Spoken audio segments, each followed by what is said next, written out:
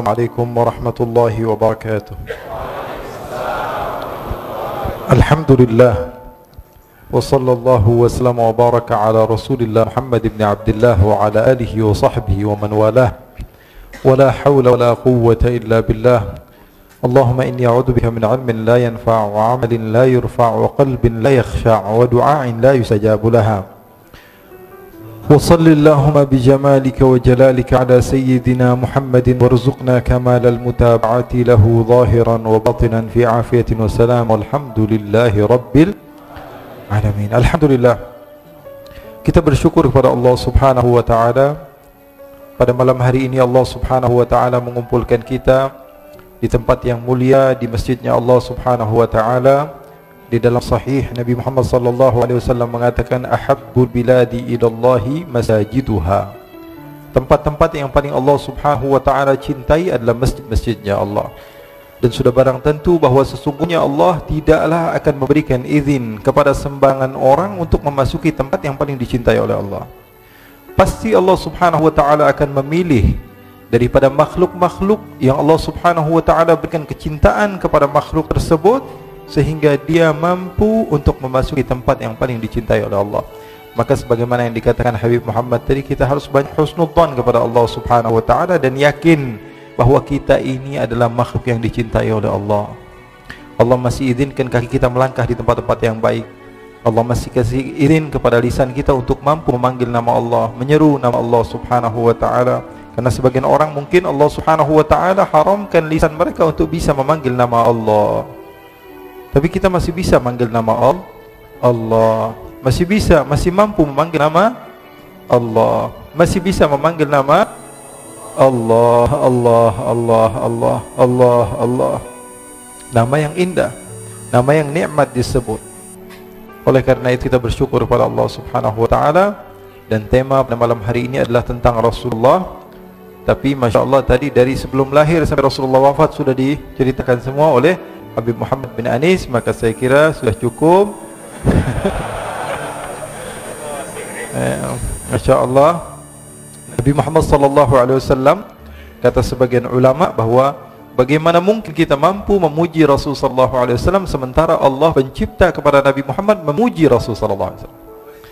Ayo kasih tahu kepada saya, siapa yang memuji Rasulullah? Kalau Allah pencipta Nabi Muhammad sudah memuji kepada Rasulullah. Allah katakan wa innaka la'ala khuluqin azim.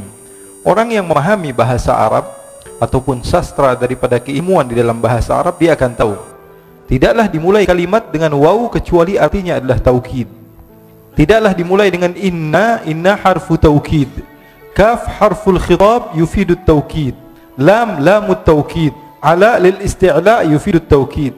Khuluqin azim itu di dalam ilmu nahwu namanya na'at dan man'ud yang juga berartikan taukid. Allah Subhanahu wa ta'ala memuji Rasulullah seakan-akan Allah katakan, sesungguhnya engkau adalah orang yang paling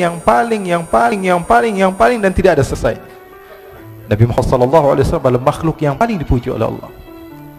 Kenapa kok Rasulullah sallallahu alaihi wasallam dilebih-lebihkan? Kok nabi-nabi yang lain tidak dilebihkan? Ini perintah Allah. Baca Al-Quran. Allah katakan wa kadzalika faddalna ba'dahum 'ala ba'd. Begitulah kami, kata Allah Subhanahu wa ta'ala, kami muliakan nabi yang satu daripada nabi yang lain. Kalau ada seorang nabi berdoa kepada Allah, Rabbi syrah li sadri wa yassir li amri, ya Allah lapangkanlah dadaku, Nabi Muhammad, Allah katakan alam nashrah laka sadrak, aku lapangkan dadamu sebelum kamu minta kepadaku wahai Muhammad. Sallu ala Nabi Muhammad. Kalau ada seorang nabi, diceritakan bahawa Nabi Yusuf alaihi salatu wassalam, ketika beliau hadir di satu tempat dan sahabat-sahabat Zulaikha dihadirkan apel, kemudian mereka memotong, yang potong tangan jemari mereka, maka dikatakan wa sahbu Zulaikha law ra'ayna jabinahu la atharna taqti'ul qulubi 'ala al-aidi. Katanya kalau yang nampak, yang hadir itulah Nabi Muhammad, bukan Nabi Yusuf, apa yang akan terjadi? Sahabat-sahabat Zulaikha akan terpotong-potong hati mereka sebelum mereka memotong tangan mereka. Sallu ala Nabi Muhammad. Kalau ada seorang nabi yang berdoa kepada Allah mengatakan aini anzur ilaik, baca dalam Al-Quran, seorang nabi meminta kepada Allah, ya Allah perlihatkanlah kepada saya wujudmu ya Allah. Arini anzur ilaik, apa jawaban Allah? Lan tarani walakin anzur ilal jabali fa in istaqarra makanahu fasawfa tarani. Allah Subhanahu wa ta'ala katakan, tidak wahai Musa, kamu tidak akan pernah mampu melihat kepadaku. Tapi seorang nabi yang Allah Subhanahu wa ta'ala mi'rajkan, Allah jumpakan dengan Allah Subhanahu wa ta'ala, dia masih belum yakin. Apa benar saya tadi melihat Allah? Kalau Musa saja nabi yang agung, nabi yang hebat, nabi yang mulia tidak mampu melihat kepada Allah, apakah saya mampu melihat kepada Allah? Allah turunkan ayat Al-Quran. Allah katakan kepada Nabi Muhammad sallallahu alaihi wasallam, "Ma kadzabal fuadu ma ra'a." Sesungguhnya tidak berdusta, apa yang kamu lihat itu adalah benar-benar Allah Subhanahu wa ta'ala. Sallu ala Nabi Muhammad. Dikatakan oleh ulama, "Wala in qabalta lafdhata lan tarani bima kadzabal fuadu fahimta ma'na." Kalau kamu mau membandingkan ada dua ayat, ayat lan tarani dengan ayat ma kadzabal fuadu ma ra'a, maka cukup bagi kamu mengetahui derajat Nabi Muhammad sallallahu alaihi wasallam begitu tinggi. Beliau Habib Muhammad tadi menceritakan kepada kita bahwa kita ini mulia menjadi umat Rasul sallallahu alaihi wasallam. Betul atau tidak? Kemuliaan ini kita tidak akan pernah tahu kecuali kalau kita membaca.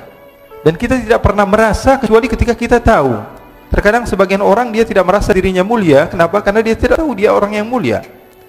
Mutiara dia letakkan di jalanan, karena dia tidak mengenal, maka dia akan menyamakan antara bebatuan biasa kerikil dengan emas. Bagi dia tidak ada bedanya. Kenapa? Karena dia tidak tahu.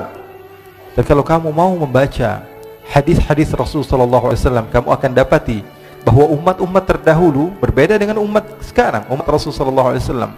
Kalau umat Nabi Musa, dikatakan di dalam hadis Rasul sallallahu alaihi wasallam bahwa umat zaman terdahulu mereka kalau misalnya sedang jalan ke tempat-tempat untuk beribadah mereka, kemudian kaki mereka terkena najis, maka kaki mereka wajib dipotong. Kalau tidak, salat mereka tidak akan pernah sah. Kalau di baju mereka terdapat najis, maka baju mereka wajib dipotong. Baju tersebut sudah tidak boleh lagi digunakan. Tapi umat Rasul sallallahu alaihi wasallam hanya dibasuh saja. Kita tidak tahu kemuliaan ini. Kenapa? Karena kita tidak mau membaca. Padahal Rasul sallallahu alaihi wasallam memberitahukan banyak hal, di antaranya perempuan-perempuan daripada umat-umat Nabi terdahulu, kalau mereka sedang datang bulan, kalau mereka sedang haid, apa yang dilakukan? Mereka harus dikunci satu kamar dan mata mereka, wajah mereka tidak boleh dipandang oleh laki-laki, walaupun suami sendiri. Tapi umat Rasul sallallahu alaihi wasallam, Rasulullah katakan, "Isna'u kulla syai'in illa nikah," kata Rasulullah. Lakukan segala sesuatu apapun yang kamu mau kecuali berhubungan suami istri. Jadi umat Rasul sallallahu alaihi wasallam begitu mulia, begitu hebat. Tapi terkadang kita tidak mengetahui kehebatan tersebut. Kenapa? Karena kurang tahunya kita di dalam kemuliaan tersebut. Oleh karena itu kemuliaan kita luar biasa. Oleh karena itu syukuri nikmat ini. Syukuri nikmat dengan keberadaan Rasul sallallahu alaihi wasallam. Bi akramir rusli kunna akramal umami. Karena Rasul sallallahu alaihi wasallam jadi mulia, maka kita jadi mulia juga. Kita ini umat siapa? Umat Nabi Muhammad. Kalau mudhaf ilaih misalnya, Baitul Faqir. Bait artinya rumah, Al-Faqir artinya orang miskin. Ketika rumah tersebut disandarkan kepada orang miskin, maka rumah tersebut menjadi hina. Tapi kalau Baitul Ghani, rumah juga, tapi disandarkan kepada orang kaya, maka rumah tersebut menjadi mulia. Umat terdahulu dan umat Nabi Muhammad SAW. Kenapa umat Nabi Muhammad SAW menjadi mulia? Karena bersanding kepada Nabi besar Muhammad sallallahu alaihi wasallam. Kita sering baca Quran. Setelah kita baca Quran, kita cium Al-Quran. Yang kita cium apa? Kulitnya, jilidnya, betul tidak? Sampulnya.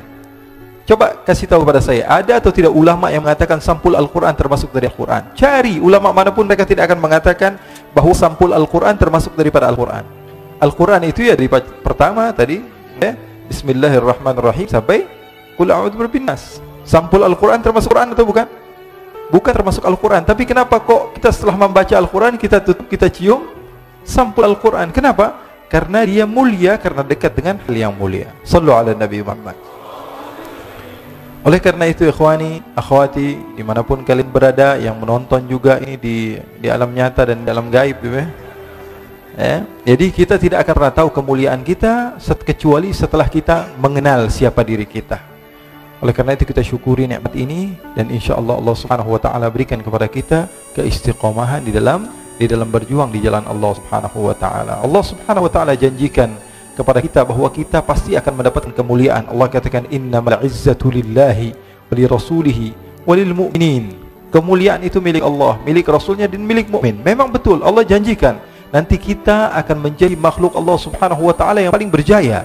Tapi pertanyaannya, apakah kita ikut andil dalam kejayaan Islam? Islam pasti akan dimuliakan oleh Allah, pasti. Tapi pertanyaannya, apakah kita ikut andil dalam kemuliaan Islam atau tidak? Oleh karena itu kita meminta kepada Allah subhanahu wa ta'ala supaya kita menjadi orang yang istiqamah dengan berkat Nabi besar Muhammad sallallahu alaihi wasallam.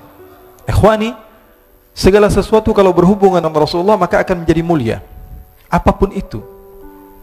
Bahkan maaf kalau kita baca sejarah Rasulullah SAW, ada sebagian orang yang hijrah dari tempat yang jauh. Contohnya daripada Habasyah, ada seorang yang bernama Bilal. Sampai sekarang namanya disebut di mana-mana. Semua orang mengenal beliau. Lebih hebat daripada siapapun di dunia ini. Sebagian orang mungkin terkenal 10 tahun, 20 tahun, 30 tahun, hilang ceritanya. Sehebat-hebatnya orang tersebut di masanya. Tapi Bilal bin Rabah, orang kampung, orang pelosok, orang pedalaman. Akan tapi beliau masih dikenal karena apa? Karena menjadi sahabat Rasul sallallahu alaihi wasallam. Nabi Muhammad sallallahu alaihi wasallam apapun saja yang berhubungan dengan Rasul sallallahu alaihi wasallam akan menjadi mulia. Bahkan Allah subhanahu wa ta'ala ketika berbicara yang dibahas tentang Rasulullah, Allah subhanahu wa ta'ala bedakan cara berbicara Allah subhanahu wa ta'ala kepada Rasulullah, mengajarkan kepada kita bahwa Nabi Muhammad adalah makhluk yang paling mulia.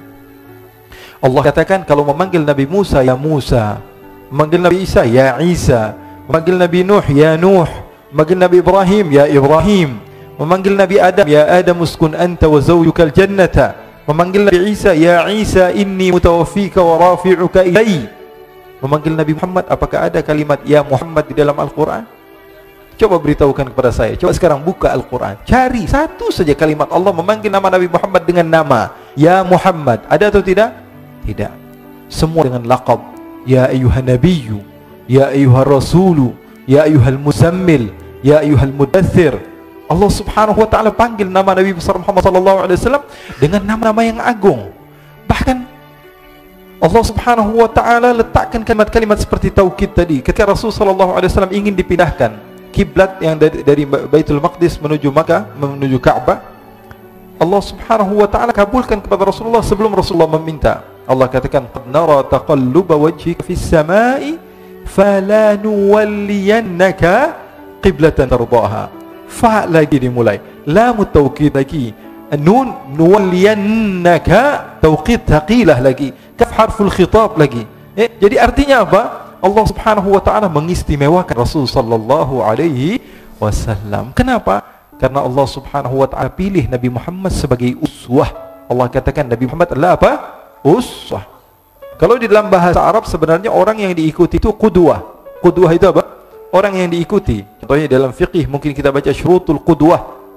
Tapi Allah subhanahu wa ta'ala sebutkan Nabi Muhammad uswah, contoh di dalam segala hal, dalam urusan duniawi, urusan ukhrawi. Nabi yang berjumpa dengan Allah, mi'raj, berjumpa dengan Allah. Kalau kita masuk ke istana negara atau masuk ke tempat yang mulia, menurut kita pulang-pulangnya udah belagu, kita sudah update, kita sudah kasih tahu semua orang. Ini berjumpa dengan Allah subhanahu wa ta'ala. Pulang ke rumahnya ngelihat ada kucing dikasih minuman, gelas yang sama Rasulullah minum dari kucing tersebut. Sallu ala Nabi Muhammad. Yang berjumpa dengan Allah subhanahu wa ta'ala, turun ke bumi, istrinya nggak bisa naik untanya karena agak sedikit tidak tinggi, istrinya yang bernama Sofiyah. Rasulullah SAW letakkan kakinya untuk dinaiki istrinya. Bahkan dalam riwayat, punggung Rasulullah SAW dijadikan injakan untuk istrinya. Sallu ala Nabi Muhammad. Bahkan Rasulullah SAW tidak malu. Sayyidatuna Aisyah ditanya, Rasulullah ini apa sih bedanya? Kok kamu bisa ngobrol sama Rasulullah? Kalau kami ini katanya di luar ngelihat Rasulullah SAW itu takut. Orang kata Sayyidina Ali bin Abi Thalib yang berjumpa dengan Rasulullah SAW akan ahabah wa idza khalatahu ma'rifatan ahabbah. Orang kalau berjumpa dengan Rasulullah sekilas begitu gugup, gemetaran, gak bisa ngomong. Bahkan katanya sebagian sahabat itu udah dicatat nih mau ngomong apa. Di depan Rasulullah SAW gak bisa ngomong. Sampai seorang perempuan ketika ditanya kepada Rasulullah, alaki hajat, kamu punya hajat kepada saya? Dia mengatakan, gak bisa ngomong. Dia gak bisa ngomong. Kata Rasulullah, ya miskinah alaiki bis sakinah. Wahai orang perempuan yang aku kasihan kepadamu, tenang saja. Saya ini tidak ada beda dengan kamu. Saya ini adalah apa? anak daripada seorang perempuan yang makan dendeng, kata Rasulullah. Dendeng apa dendeng itu namanya? Dendeng. Ya, makan daging, kata Rasulullah. Tidak ada bedanya.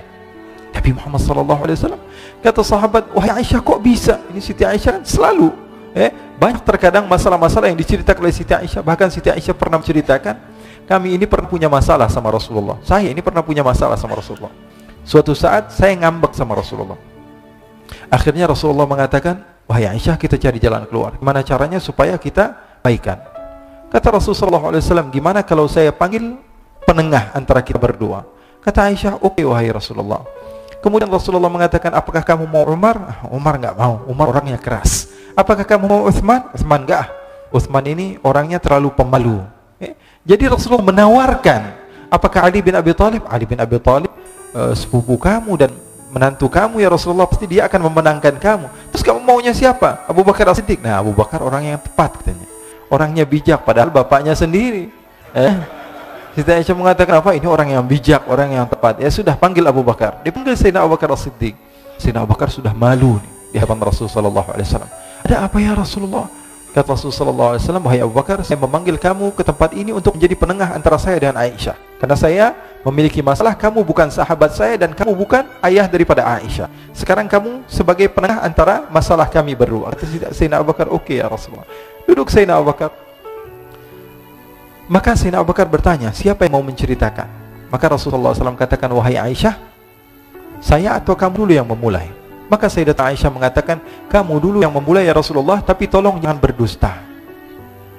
Sayyidatuna Aisyah mengatakan hal yang sedemikian rupa, kamu saja ya Rasulullah yang berkata dahuluan, tak akan, tapi tolong jangan dusta. Sayyidina Abu Bakar berdiri marah, langsung mau memukul Sayyidina Abu Bakar. Masa Rasulullah kamu katakan pendusta? Masa Rasulullah kamu katakan berbohong? Ketika mau ditampar oleh Sayyidina Abu Bakar, ditahan oleh Rasulullah SAW. Kata Rasulullah, aku memanggil kamu ke sini bukan untuk memukul istri saya, tapi saya memanggil kamu ke sini untuk menyelesaikan masalah saya dan Aisyah. Maka larilah Sayyidina Abu Bakar, disuruh pulang oleh Rasulullah SAW. Lalu Sayyidatuna Aisyah memeluk Rasulullah dan mengatakan, Rasulullah SAW katakan pada Sayyidatuna Aisyah, kamu lihat betapa hebatnya suami kamu menyelamatkan kamu dari musuh kamu.